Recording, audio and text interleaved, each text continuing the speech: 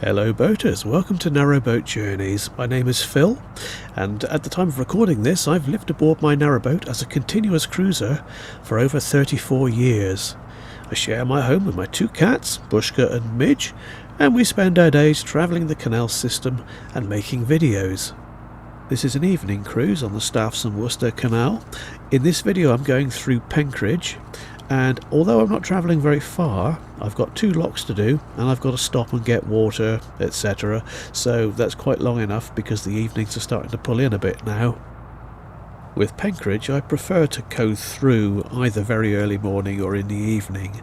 The canal is pretty busy here. It's in places it's not all that wide. You've got a lot of boats moored up.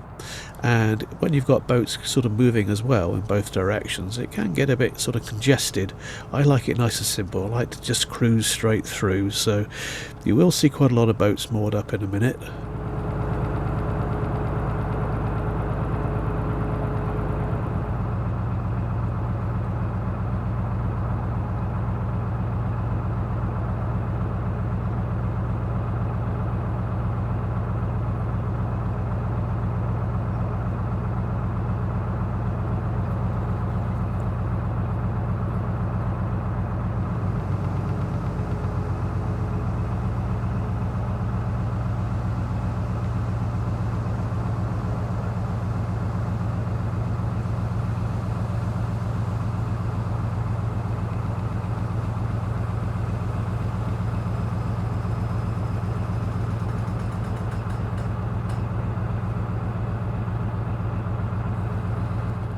So you see what I mean about narrow. We've got a lot of boats moored up. Now if a boat comes the other way there is room to pass, but we've got a lot of overhanging vegetation on the canal and that can make things quite difficult. As you can see, it's quite a squeeze through here.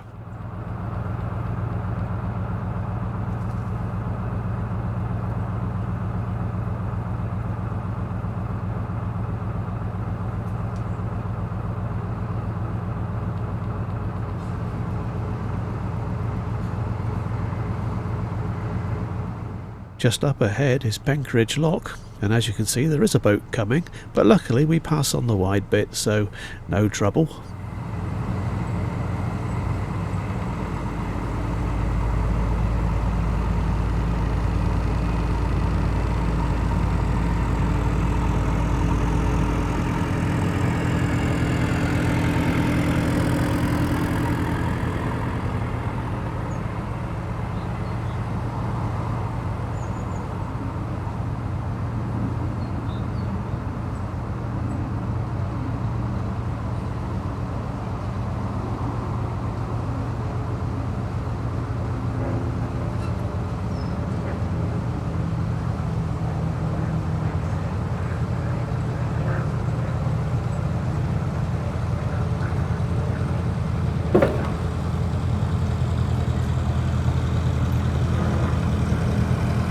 Nobody coming up, mate. Nobody coming down.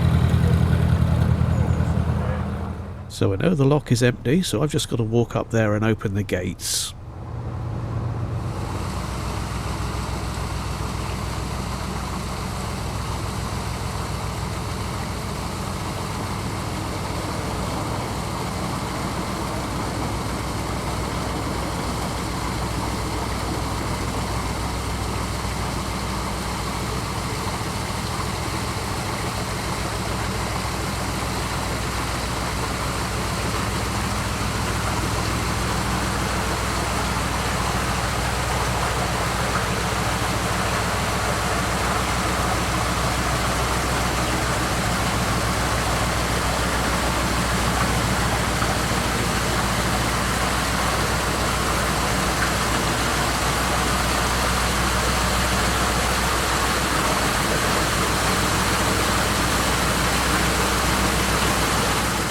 This one's not leaking too badly.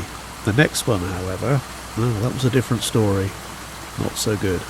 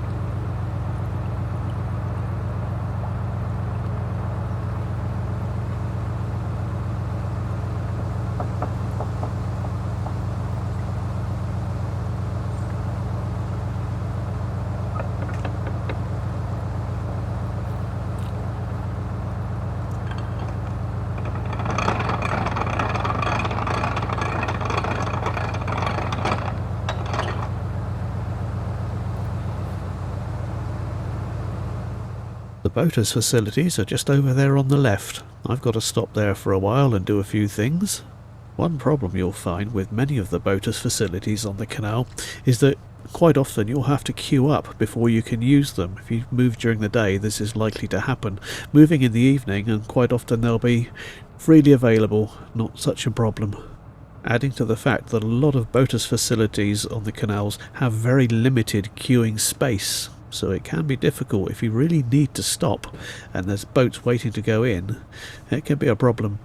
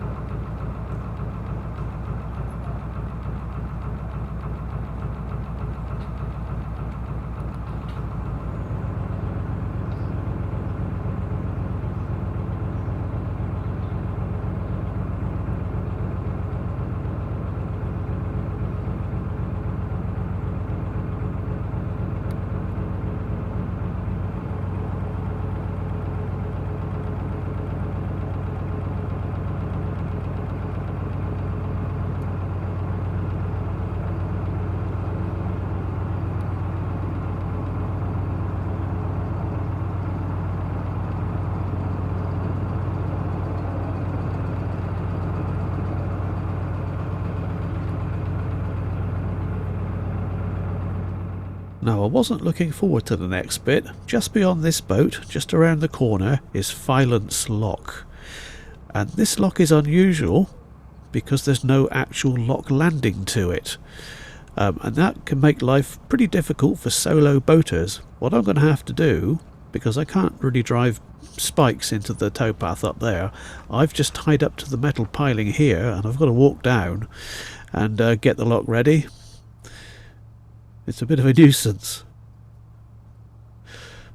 Luckily the lock was empty, so that saved a bit of time. Why they don't put some bollards in a bit closer to the lock, I don't know. This is a nuisance. This lock is a little bit deeper than the last one as well. And as you'll see in a moment, it's leaking really badly. Anyway, here we go.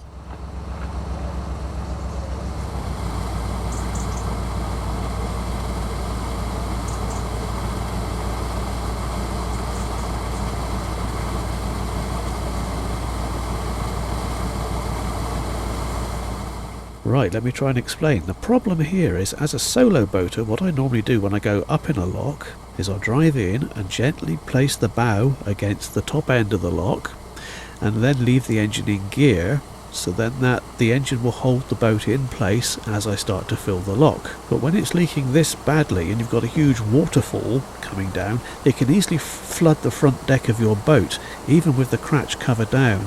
And I've had this a couple of times on this canal already. And the only ladder I can use to get off the boat anyway is right up the top end of the lock here on the right, so I've got to go up this end anyway. It's very hard to avoid it. If I had a crew member, they could sit near the back of the lock and control the boat that way, but when you're doing it on your own, life gets a bit more difficult.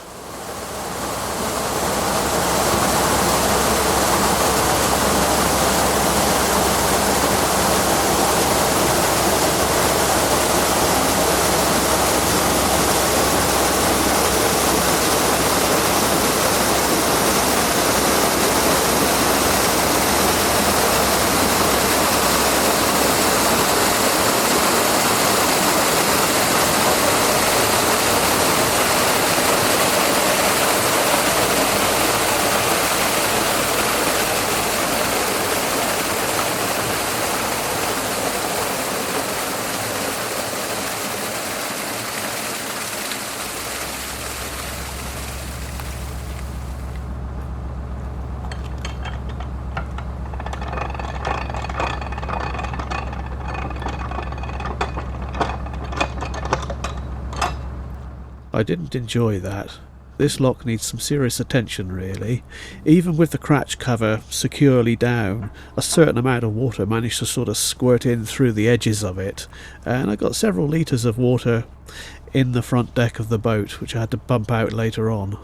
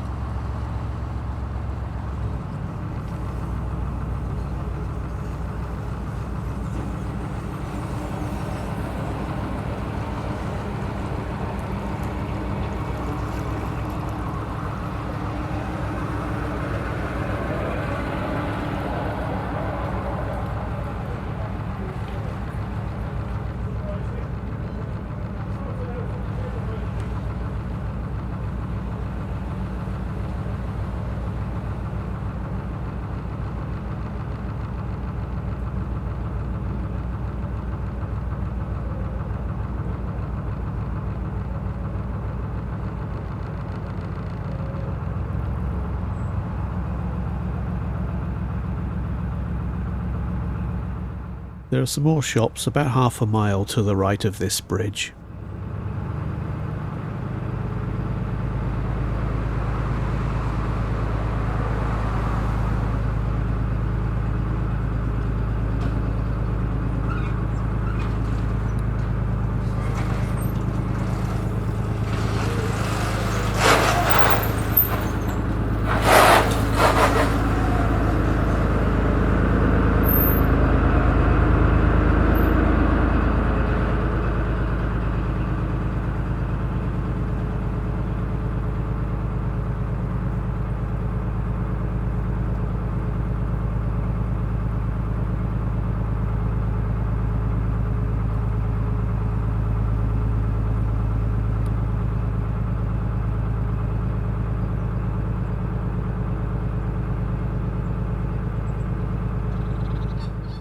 Right, I'm basically through Penkridge now. We've got some houses on the left still.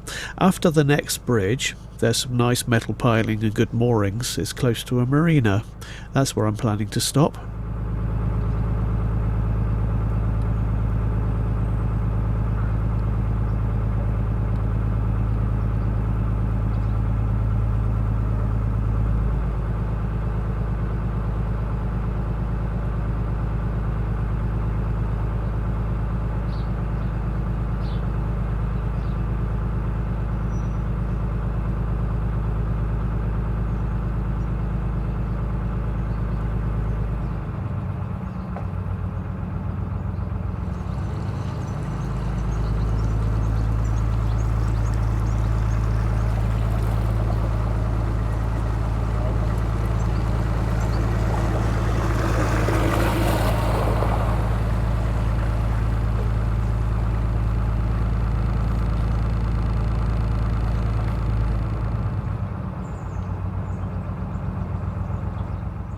And here is that next bridge, number 83, and there's a footpath that goes across it, and there's a footpath going to the right which you can use as a bit of a shortcut to the shops. It doesn't make a huge difference, but it's there if you want it.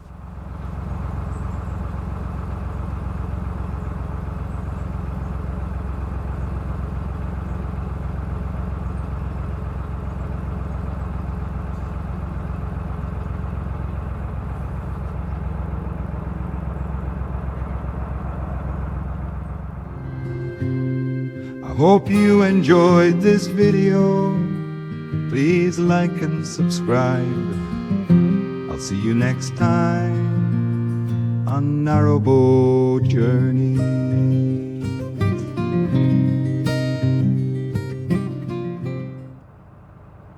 And here is the metal piling where I was planning to moor up. I'll just get past this corner first because I don't want to moor on the bend.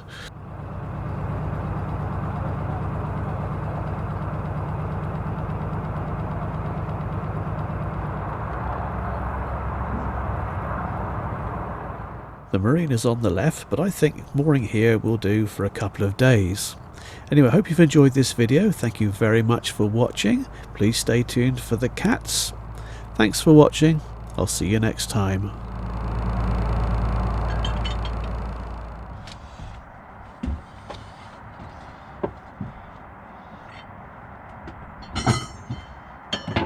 Oh, it's time to let the cats out. They've been shut in far too long. First one out is Bushka, closely followed by Midge. Come on boys, out you come. There's lots to see and do. Come on boys, out you come. You probably need to poo. Thank you for watching.